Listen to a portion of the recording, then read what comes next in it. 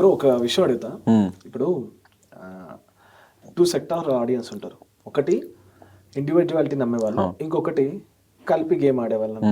ఇప్పుడు నాగార్జున గారిని డిఫెండ్ చేస్తూ మాట్లాడితే ఆయన కూడా రైజ్ అయ్యారు.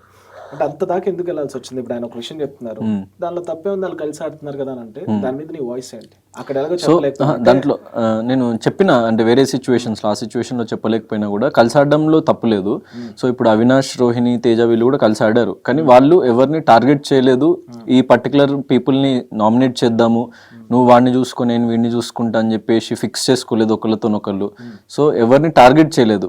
అండ్ ఏ గేమ్లో వీడిని మాత్రమే మనము వేసేద్దాం, ఇప్పుడు వీడిని మాత్రమే తీసేద్దాం అని చెప్పేసి అట్లాంటి ఏం పెట్టుకోలేదు వాళ్ళ మైండ్లో. సో నాకు అట్లాంటి వాళ్ళతో ప్రాబ్లం లేదు.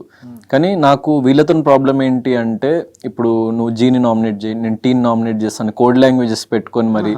సో గౌతమ్, మీరు ఎపిసోడ్స్ చూడలేదు, నాకు బయటకు వచ్చిన తర్వాత తెలిసింది. నేను అంటే స్టార్టింగ్ మీరు ఫస్ట్ వీక్ వచ్చినప్పుడు నేను నిఖిల్ కూడా అడిగా. ఫస్ట్ వీక్ వచ్చినప్పుడు ఒక్కొక్కరిని అనుకున్నారు, అంటే మీరు ఎవరైతే వైల్డ్ కార్డ్ తో వచ్చారో ఒకరిని నామినేట్ చేద్దామని 4-5 మాట్లాడుకున్నారు, నబిల్ కానీ పృథ్వీ కానీ. అది టెలికాస్ట్ అయింది. సో వాళ్ళు కూడా డిఫెండ్ చేస్తారు, అవును మేము పంపిద్దాం అనుకున్నాం.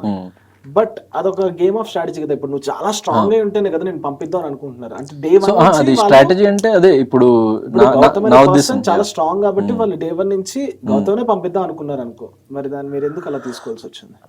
స్ట్రాటజీ అంటే అది నా ఉద్దేశంలో targeting, that's not a strategy. Strategy అంటే నువ్వు గెలవడానికి వేసుకోవాలి.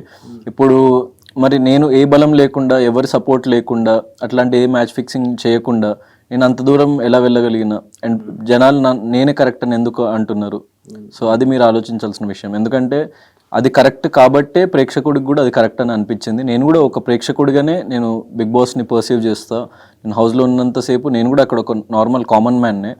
సో నేను అక్కడ వాయిస్ అవుట్ చేసింది కూడా నాకు యాజ్ అన్ ఆడియన్స్ కూడా నాకు అది తప్పు అనే అనిపిస్తుంది. నేను షో చూసినా కూడా నాకు అందుకే నేను అది వాయిస్ అవుట్ చేసిన.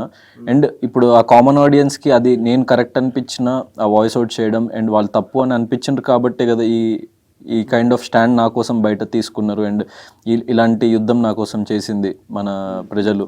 సో దానికి నేను కట్టుబడి ఉంటా. సో అది 100% రాంగే నా ఉద్దేశంలో.